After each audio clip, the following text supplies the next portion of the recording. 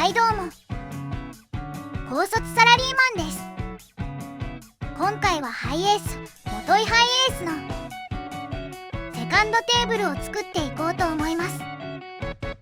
今回はこちらのセパレートバーを利用して後部座席に簡単に設置できるテーブルを作りたいと思います。今回重要になるのがこちらのパーツですね。何？ディレクターパイプに使うジョイントパーツです。なるほど。こちらを利用してセパレートバーにテーブルを取り付けていきます。やってやるぜ。早速テーブルの作成からやっていきましょう。よし、行くぜ。今回テーブルに使うのはこちらのアカシアウッドなる木材ですね。サイズは長さ182センチ、幅45センチの厚さは15ミリです。ホームセンターに置いてあった板の中で重さと硬さがちょうどいいかと思いこれを選びました。それでは板のカットからやっていきましょう。その前にまずはセパレートバーの長さを確認します。おっと、おやおや。ドアに当たらない程度で最大の長さを測りました。長さは136センチに決定です。オッケー。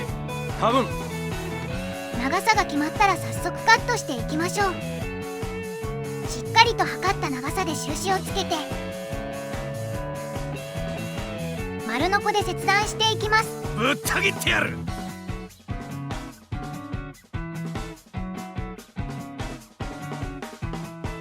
フロアで切りくずを飛ばします。ちょっとずれてしまいましたね。あれ、おかしいな。まあ長い分には調整できるので大丈夫です。依然問題はなし。カットが終わったらサンダーで角を取っていきましょう。削ったらどうなんのかな。試してみっか。後部座席となると子供も座ることになるので怪我防止のために尖った部分は削っていきます。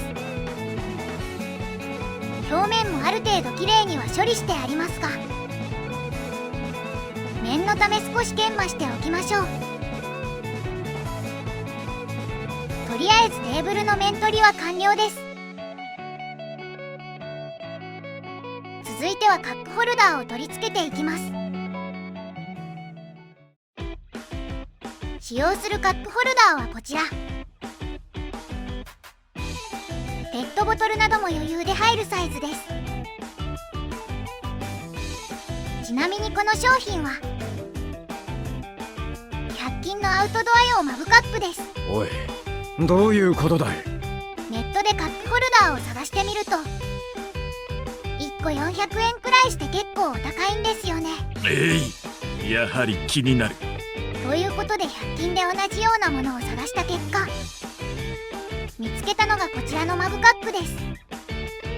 しかしテーブルに取り付けるには取っ手が邪魔なのでペンチとニッパーで外していきます。そう難しいことじゃないな。こんな感じで簡単に外せます。見事なものだが、ただし外した部分に少し突起ができますのでそこはヤスリで削っておきましょう。ちょっと危なかったかもな。これを4つ作ったら次の作業に移ります。次はテーブルにカップホルダーを取り付けるためカップホルダーの型を描いていきます。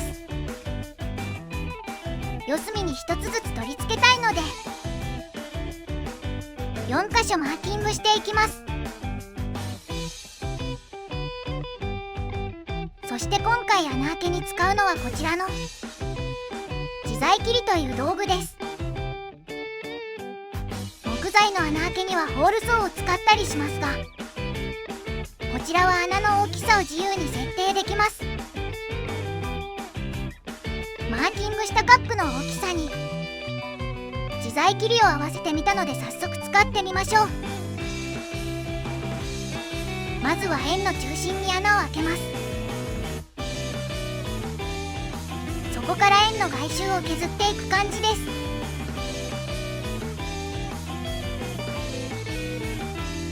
この自在切り使ってみた感想としてはかなり扱いが難しいです。向いてないんじゃないのか。私が不器用なのもありますが、俺の考えが甘かった。板への刃の当て加減が難しく、一つ穴を開けるのも結構苦労しました。グレートに参ったぜ。板に厚さがある場合には表裏両面から削った方がうまくいくと思います。失敗は反省してそのことを前向きに利用しなくてはな。なんとか切り抜くことができました。本当に良かったっつうかよ。だがしかしなんだ。微妙にカップホルダーとサイズが合わないため、おいおいおいおいおいおいおい。ヤスリで大きさを微調整していきます。しょうがねえな。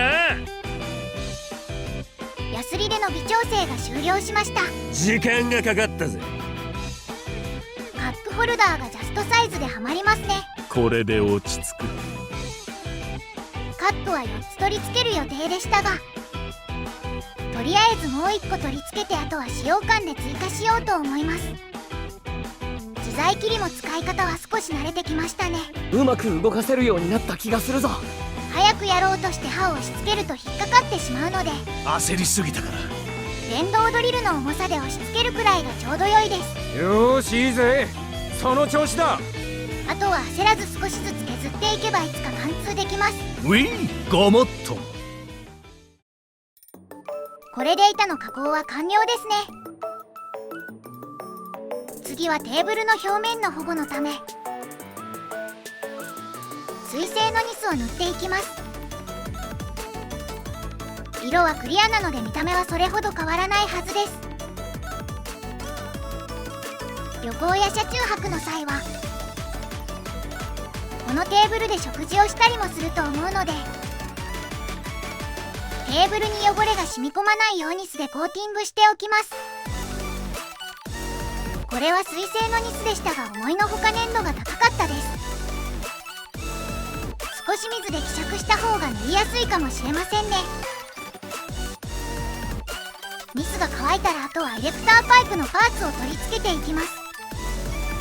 これはセパレートバーに取り付ける箇所です。こちらはテーブルの支えとなるパイプを取り付ける箇所です。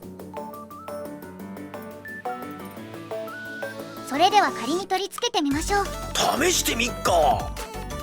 取り付けはセパレートバーにはめ込むだけです。どうってことないな。そしたら支えとなるエレクターパイプの長さを決めます。だいたい目安を決めたらパイプをカットしていきます。こちらは以前単管パイプを切るのに使ったパイプカッターです。これがあればパイプを好きな長さに加工できます。エレクターパイプは単管パイプよりも切断しやすかったです。パイプの加工が終わったら、パイプを収納するためのパーツをテーブルの裏に取り付けます。エレクターパイプに使っているものと同じパーツですね。これでセカンドテーブルの完成です。それではテーブルを展開してみましょう。ワクワクしてきたぞ。見ての通り使わないときは支えを外して下ろしておけば人の乗り降りの邪魔にはなりません。いいね、すごくいいよ。テーブルの真ん中に取り付けたパーツに長さを調整したエレクターパイプを差し込めば、おい驚くなよ。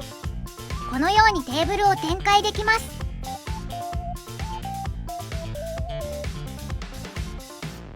ニスを塗ったおかげか結構見た目も味が出てますね。なんかちょっぴりかっこいいんじゃねえかよ。サイズも車幅ギリギリの奥行き45センチあるので、テーブルの広さとしては十分な大きさですね。実にいい。実に気に入ったよ。100均でカップホルダーを見つけたついでにテーブルで使えそうなアイテムも買ってきました。こちらはキャンピングテーブルマットです。レザー調でシートカバーとも色合いがマッチしますね。馴染む。実に馴染むぞ。こちらはデスクライトです。これがあれば夜も食事やパソコンをいじったりできますね。安心した。嬉しい。それではセカンドテーブル完成記念に早速実践で使ってみましょう。今日は近くの道の駅に車中泊に来ました。羨ましいな。暇そうで。おい、テーブルの使用感はどうでしょうか。やはり気になる。まずはパソコンを置いてみました。これでいい。やはりテーブルの広さがあるためデスクワークも快適にやれそうです。やったぞ。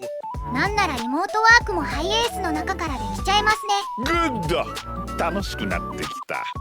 デスクライトも夜間の照明には十分な照度です。なんつうかやっべえぜ、すげえ見える。ここでパソコンを使うとなるとカップホルダーがあることで飲み物を倒したりする心配も減りますね。デモールド、非常にいいぞ。今回は後部座席にセカンドテーブルを作ってみました。これで車中泊旅行の際は快適に過ごせそうです。やったーい。面倒な動画編集作業も今後は気分を変えて取り組んでいけそうですね。おいおい。ということで今回の動画は以上となります。ご視聴ありがとうございました。チャンネル登録、高評価いただけると嬉しいです。コメントもいただけるととても励みになります。それではまた。